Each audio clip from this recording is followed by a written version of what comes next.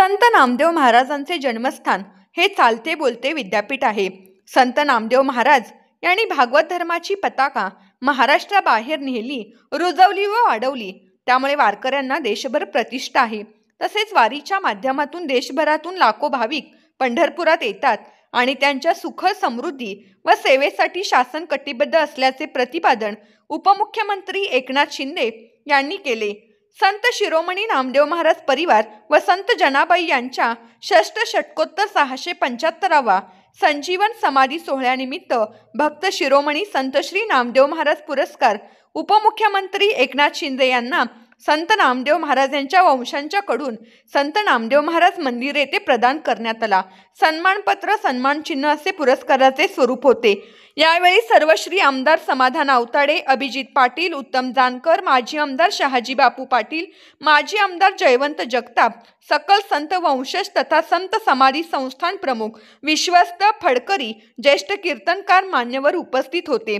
यावेळी उपमुख्यमंत्री एकनाथ शिंदे म्हणाले की संत नामदेव महाराजांच्या जन्मभूमीवर पुरस्कार मिळणे हे मी माझे भाग्य समजतो।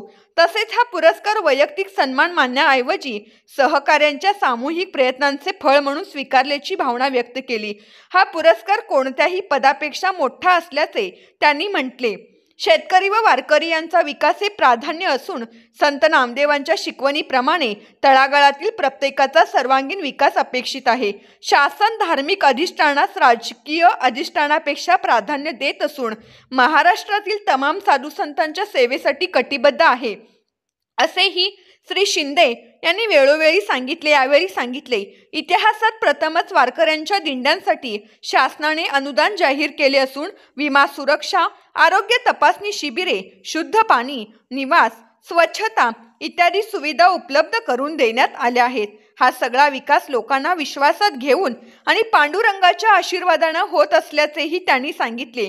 तीर्थक्षेत्र विकास व संस्कार केंद्रांचं महत्त्व, महाराष्ट्रातील प्रत्येक तीर्थक्षेत्राला सरकारने देणगी 2 कोटी रुपयावरून 5 कोटीपर्यंत वाढवली आहे। मंदिरांना संस्कार केंद्र मानून महाराष्ट्र सरकारने गोमातेला राज्यमातेचा दर्जा दिला। तसेच महाराष्ट्रात वारकरी संप्रदायासाठी स्वतंत्र महामंडळाची स्थापना करण्यात आली आहे। या महामंडळामार्फत वारकऱ्यांच्या गरजावर अधिक प्रभावीपणे काम केले जाणार आहे, अशी माहिती श्री शिंदे यांनी दिली। तसेच पांडुरंग आपल्या प्रत्येक वारकऱ्यात आहे ही भावना त्यांनी व्यक्त केली आणि धर्मरक्षण ही आपली सामूहिक जबाबदारी असल्याचे ठामपणे सांगितले। संत नामदेवांनी भक्तीबरोबरच ज्ञानाचा प्रसार केल्यामुळे त्यांची शिकवण देशभर पसरली असल्याचेही त्यांनी यावेळी सांगितले। संतांचे विचार आणि वारकरी संत परंपरा ही महाराष्ट्राची ओळख आहे। महाराष्ट्र ही संतांची भूमी, वीरांची भूमी आणि छत्रपती शिवाजी महाराजांची भूमी आहे।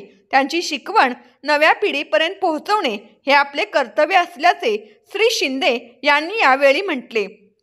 प्रारंभी उपमुख्यमंत्री एकनाथ शिंदे यांनी केशवराज यांचे दर्शन घेतले व त्यानंतर नामदेव महाराजांचे वंशज यांनी उपमुख्यमंत्री एकनाथ शिंदे यांना श्री भक्त शिरोमणी नामदेव महाराज पुरस्काराने सन्मानित केले। यावेळी त्यांना पगडी, विना तसेच सन्मानपत्र देऊन सन्मानित करण्यात आले।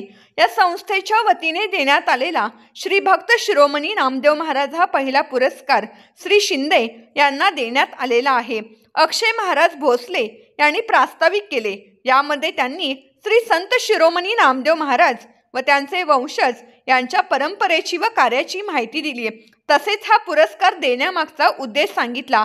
यावेळी हबप चैतन्य महाराज देगुलकर, राणा महाराज वासकर यांनी आपले विचार व्यक्त केले।